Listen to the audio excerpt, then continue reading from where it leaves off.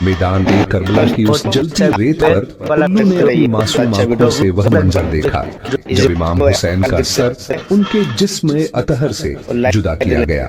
कहते हैं 10 मुहर्रम की उस अंधेरी रात इमाम हुसैन ने उसे करबला में इसलिए बुलाया था कि यह परिंदा उस जुल्म की गवाही बन जाए जिसे जमाना कभी झुठला न सके। आज भी रात की खामोशी में जब उल्लू चीखता है तो जैसे सदियों बाद भी सदा देता है, लोगों मत भूलो हुसैन कौन थे और हक के लिए किसने सर कटवा दिया था।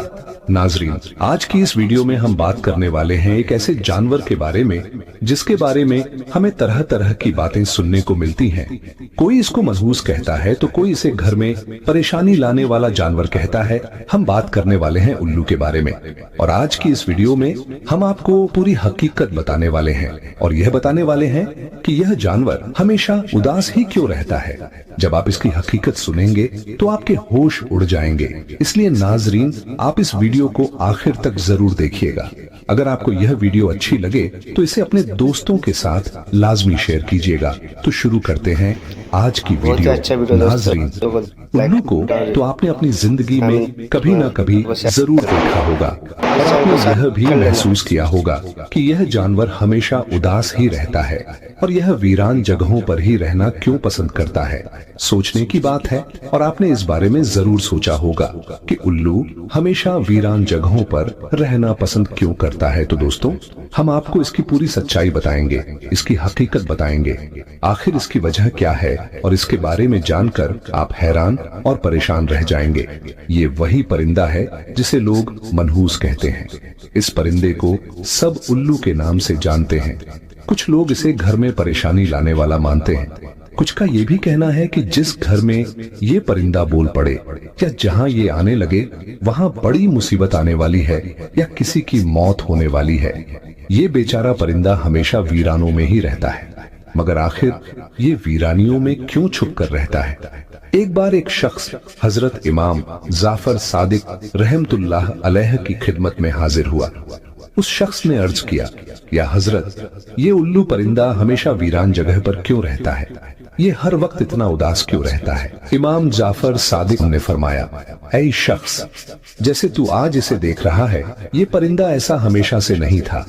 ये हमेशा वीरानों में नहीं रहता था, ना ही ये यूं उदास रहता था। इसके साथ एक ऐसा वाकया हुआ जिसने इसे हमेशा के लिए बदल दिया। ये सुनकर उस शख्स ने फिर अर्ज किया, या हजरत, वो क्या हुआ था इस परिंदे के साथ?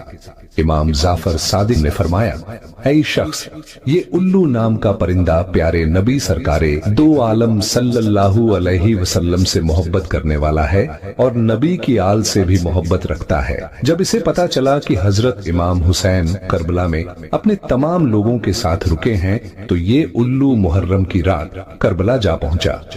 वहां जाकर इसने अर्ज किया, या हुसैन, मेरे लिए क्या हुक्म है? मेरी भी कोई खिदमत ले लीजिए। उस वीराने में सिर्फ हवा ही नहीं रो रही थी, उस परिंदे की आंखों में भी जैसे आसमान भर का दुख उतर आया था। इमाम हुसैन अलैहिस्सलाम ने बड़ी नरमी से देखा और फरमाया, ऐ परिंदे, तू यहाँ से चला जा।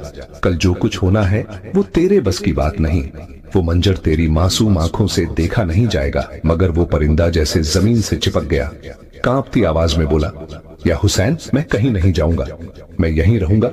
आपकी मोहब्बत ने मेरे पर बांध दिए है, मैं उड़ ही नहीं पाऊंगा। जब उल्लू परिंदा अपनी जिद पर अड़ा रहा तो इमाम हुसैन अलैहिस्सलाम ने सर झुकाकर फरमाया, अच्छा, फिर तू यहीं रुक जा। और फिर वो रात आई।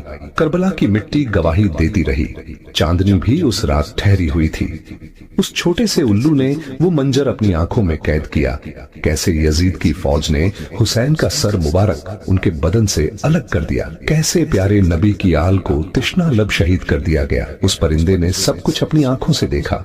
वो सिसकियों की आवाज आज भी करबला की हवाओं में गूंजती है। उस दिन से उस परिंदे का दिल इंसानों से उजड़ गया। अब वो परिंदा रात के अंधेरों में उड़ता है। जब सब सो जाते हैं तो वो वीरानों में लौट जाता है। जैसे ही उजाला होता है और इंसान जागते हैं, वो वापस अपने अंधेरे में छुप जाता है। लोग कहते हैं उल्लू मनहूस है, मगर उन्हें क्या पता वो क्यों वीरानों का साथी बन गया। लोग तो बस उसके बोलने से डरते हैं। कहते हैं जहां उल्लू बोल दे वहां मुसीबत आएगी। کئی لوگ تو اس کے بولنے پر گھر تک چھوڑ دیتے ہیں، مگر حقیقت یہ ہے کہ یہ بیچارہ پرندہ تو خود انسانوں سے ڈرتا ہے۔ اگر کہیں انسان نظر آ جائے تو وہ فوراً اڑ جاتا ہے۔ یہ کسی کا کیا بگاڑے گا؟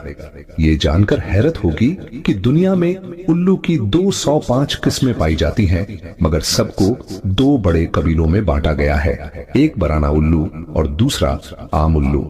یہ وہی ہے جو چوہے، کیڑے مکڑے کھا کر کھیتوں کو بچاتا ہے، کروڑوں کا اناج محفوظ رکھتا ہے، انسانوں کا سب سے بڑا دوست ہے، دشمن نہیں۔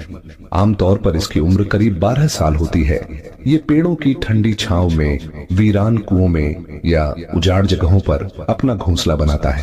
لوگ اکثر مذاق میں کہتے ہیں، کیا الو کی طرح دیکھ رہے ہو؟ مگر کسی نے یہ سوچا ہے کہ بیچارہ الو دیکھ بھی کیسے پاتا ہے؟ اس کی آنکھیں تو اپنی جگہ فکس رہتی ہیں، وہ انسانوں کی طرح ادھر ادھر نظریں نہیں گھما سکتا، وہ تو بس گردن کو گھما کر ہر طرف دیکھتا ہے۔ اس کی یہ مجبوری ہی ہے جسے لوگ تانا بنا لیتے ہیں۔ دوسرے پرندوں کے مقابلے الو کے پر بے حد ہلکے اور ملائم ہوتے ہیں۔ جب وہ اڑتا ہے تو اس کے پروں سے ذرا بھی آواز نہیں آتی۔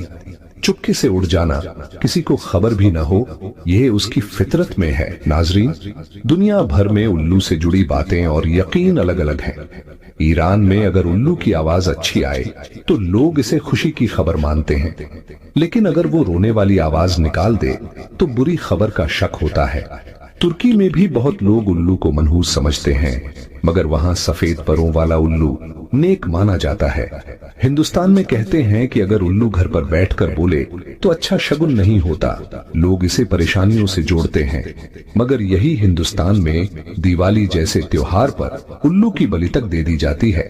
کہتے ہیں اس سے جادو ٹوٹکا ختم ہوتا ہے اور خوشیاں آتی ہیں، مگر حقیقت یہ ہے کہ الو بیچارہ کسی کا کیا بگاڑتا ہے، وہ تو اپنی فطرت میں ہی اداس ویرانیوں کا ساتھی ہے، لوگوں کے کھیتوں کو بچاتا ہے، انسانوں کا دوست ہے، دشمن نہیں۔ ہم امید کرتے ہیں کہ اس کہانی سے آپ کو نہ صرف ایک پرندے کی حقیقت پتہ چلی ہوگی، بلکہ یہ بھی سمجھ آیا ہوگا کہ کسی کو بنا سمجھے منحوس کہنا کتنی بڑی ناانصافی ہے۔ ایسی ہی حقیقت سے بھری باتیں جاننے کے لیے ہمارے چینل کو ضرور سبسکرائب کریں اور نماز ہر حال میں قائم رکھیں۔ اللہ حافظ۔